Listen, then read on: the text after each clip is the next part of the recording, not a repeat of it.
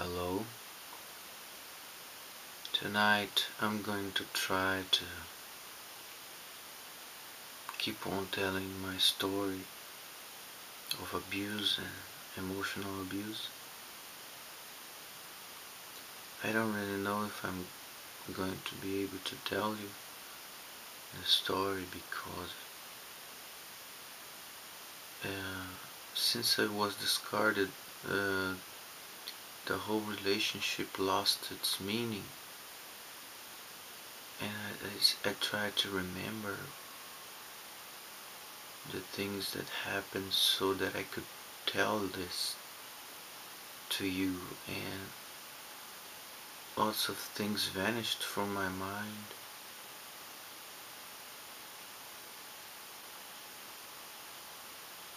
But maybe what I will say here will be enough. 2012,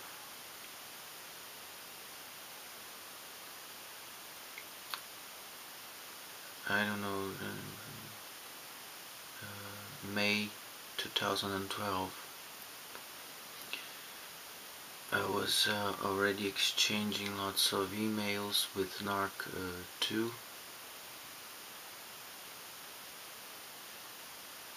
and the emails started to get more frequent by then, by May 2012, and there were, besides exchanging interests, there were some innuendos there, or just expressions of tenderness, or little innuendos that we would write to each other, giving the impression that I'm going to speak here for myself. I wrote some innuendos, giving the impression, giving the message to her that she was very dear to me.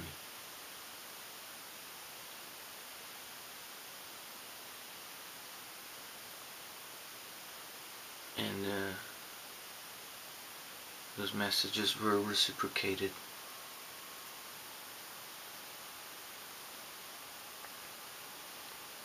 Then it was in the MSN years, so we used to talk via MSN, instant messaging, and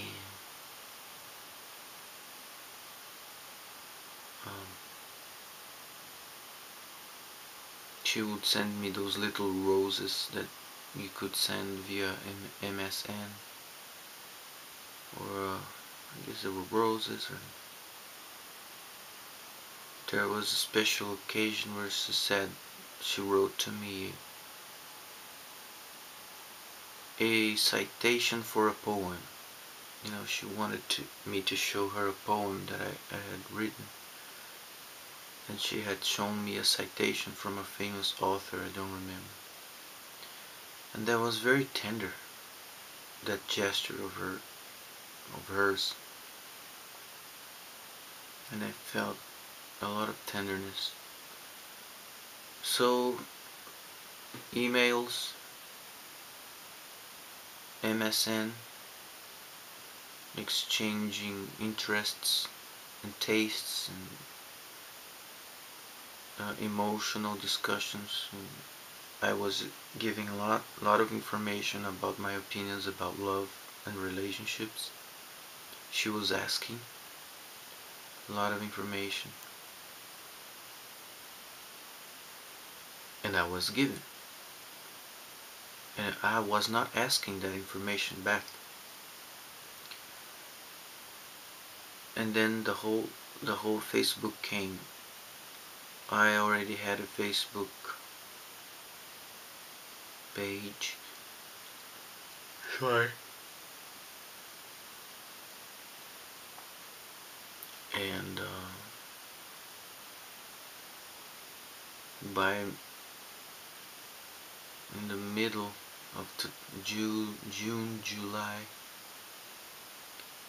she got into Facebook, and then she sent me a friend request, I accepted it, and we were very happy that I wasn't on Facebook, and then she created her own page there.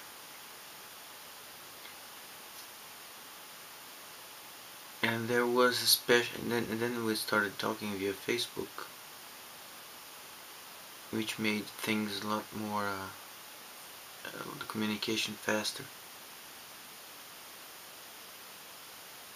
and we could find each other online at the same time, for some reason. Maybe that's why, that's how Facebook is designed, huh?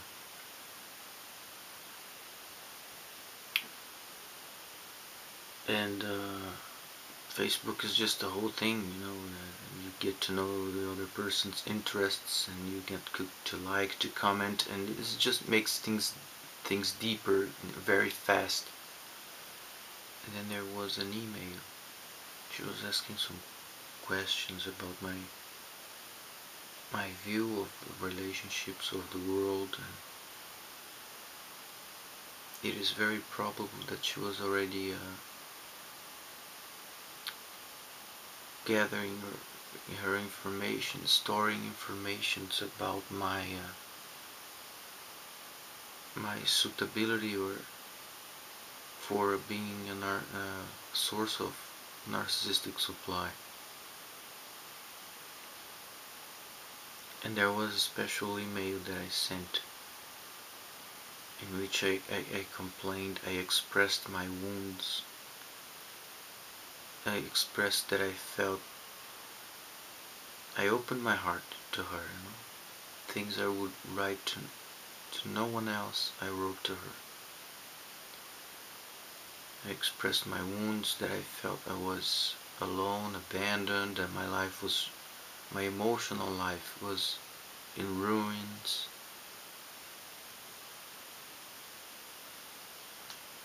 And there was a special painting that I mentioned. It is from the painter Caspar David Friedrich, and it is just a painting of a wreck, a wrecked boat. It's a very beautiful painting in the moonlight and at night, in the wreckage of the boat by the rocks and the sea. And I told her that that's how I felt my romantic life was like. And then she sent a response saying that I was wrong. No, not wrong. That that she would cry. She was crying after she read my email because I didn't consider her as a special friend that could make things better. And then she just gave those intrusive advice.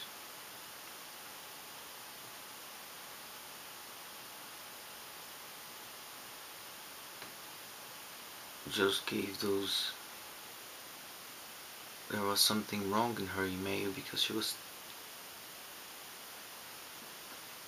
was not saying words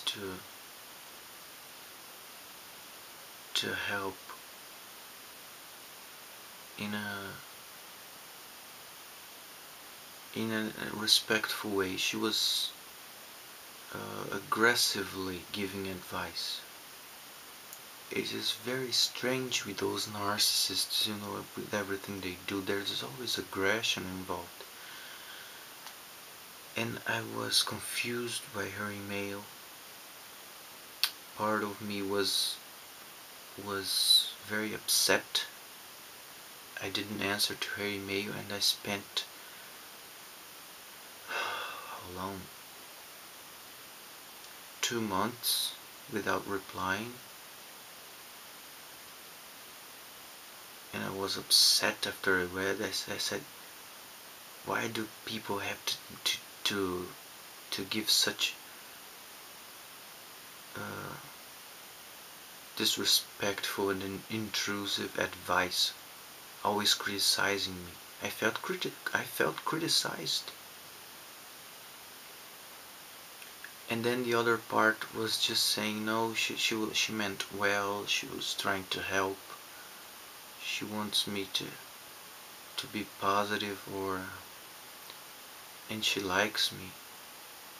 And perhaps I hurt her feelings, saying that my romantic life was was in a wreck. And that's because we liked each other.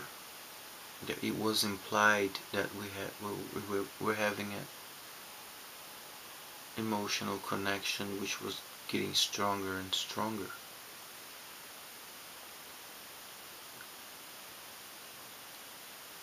And then because I didn't answer for 2 months, it was a long time,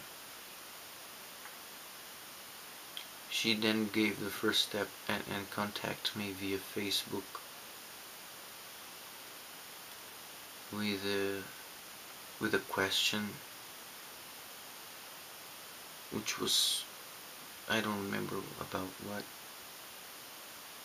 was totally it was a philosophical, question that made me think. And it was a question about literary characters, about Hamlet and Rosalind, about the characters in the Shakespeare story. And probably she meant something that I didn't see. She said that she felt like Rosalind, and she wanted to be, it was not Hamlet, it was Romeo and Juliet. And then she said she wanted to be Juliet, but that she felt she was like Rosalind. And that was kind of pretty. It had an emotional effect on me, a very, very tender and strong emotional, loving effect on me. And then I replied, and my silence was broken. And then we started talking. We kept talking. I mean, not talking, I mean writing to each other via Facebook. And those kind of talks were getting very emotional, very the physical aspect of excitement was kicking in. And every time I received their message on Facebook, I would get an emotional response and a physiological response. It was it is strange. It was not sexual by just because of sex. It was just an arousal. And maybe that's part of the whole thing of being chosen by a narcissist. We are empaths and emotional people. And the motivate, if there is not emotion, we are not motivated to engage or to commit ourselves to something.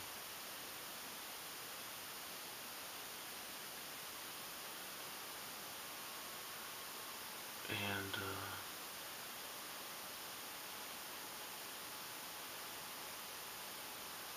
we kept talking in that kind of thing.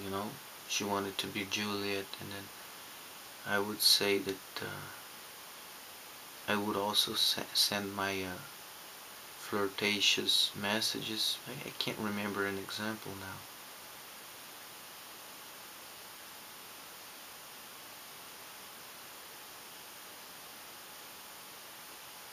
And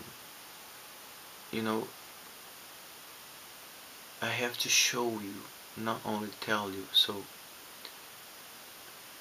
to show you my state during those messages, and at that time was from July, August, September, 2012, things were getting pretty exciting, and I was feeling the chemical levels, the the messaging addiction was kicking in. Of course, I didn't know I was addicted at the time. I know that now. And by the way, sending messages to someone else is addictive, okay? It becomes an addiction in itself. And the chemicals liberated in the brain are the same liberated during the orgasm. When you text somebody and get reply and it becomes regular, alright? Becomes a habit, a routine, and that becomes an addiction. It gives us pleasure. So I was under the effect of that, plus the falling in love thing with her.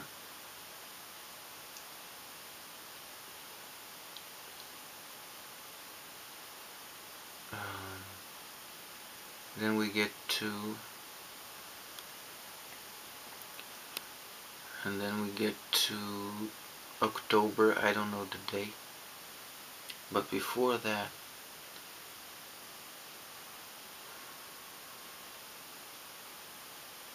um, we had a meeting. We met at the university, and I was very nervous, extremely nervous, very upset. And the funny thing, I don't remember why now, because I liked her and she liked me, but at the same time there was this strong feeling of doom and of dread. It was torture, pure torture, to meet her there, because it was not easy for me to get in contact with a woman.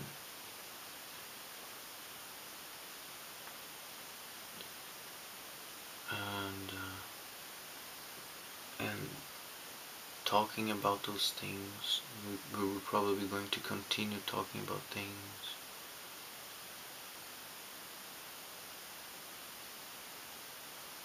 It was not easy. I was very anxious. I was waiting for her to get at university. I was anxious. I never felt like that in my life. Fear, you know what fear looks like. And it is unexplainable.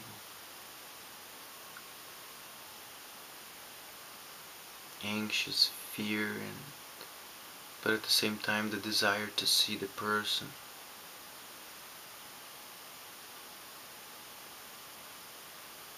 It was too much. So I traveled 80 kilometers. I guess not 80, it's the last 70.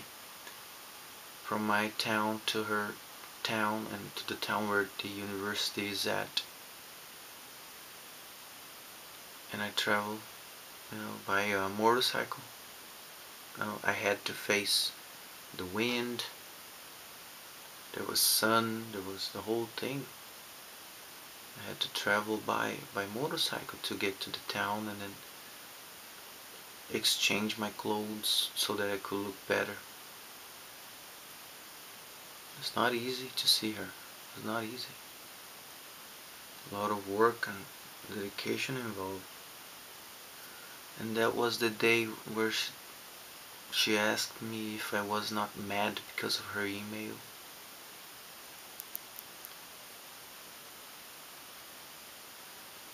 And she wanted to confirm, that I was not mad. And then I didn't tell the truth.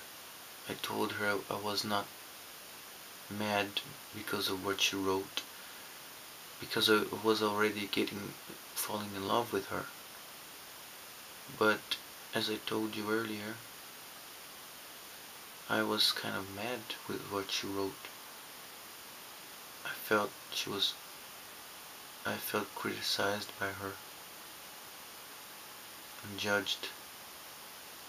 Those are the two words that describe her email about my emotional life.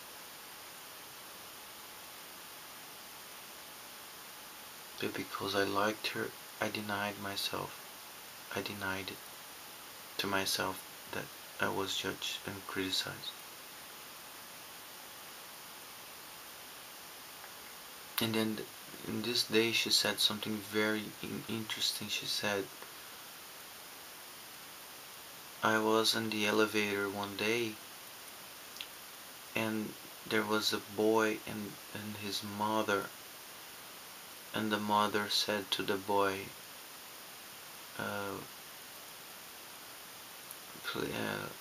give passage so that the woman can uh, come in or get out of the elevator. Those were the mother's words to her son. And Narc too said that she felt so she couldn't identify herself with it because of the word, because the mother called her woman. She said, I don't feel like a woman, I still feel like a child. I don't like when people call me woman. I don't see myself in that word, she said to me. It was like, it feels like I never grew up. I'm still an adolescent or something. And I could identify myself with her, but for different reasons. Now I know that. I told her, well, I don't identify myself with being called a man either. You know, I feel so young and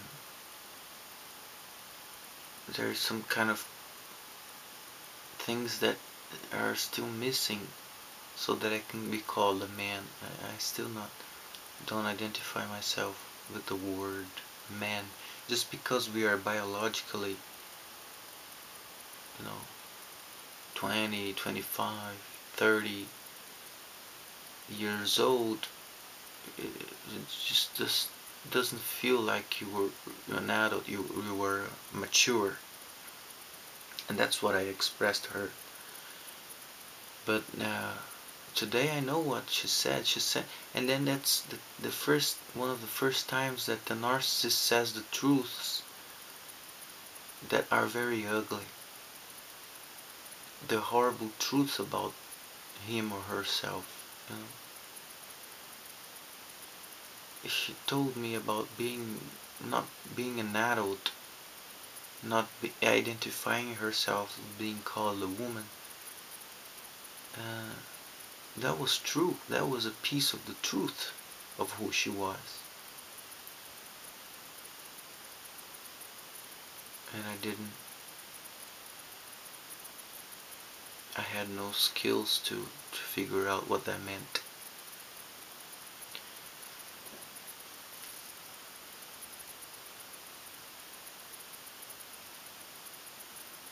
Uh, well, I'm getting to an important part here. I'm going to make it, I'm going to keep telling you about it in part 2. Thank you for your time.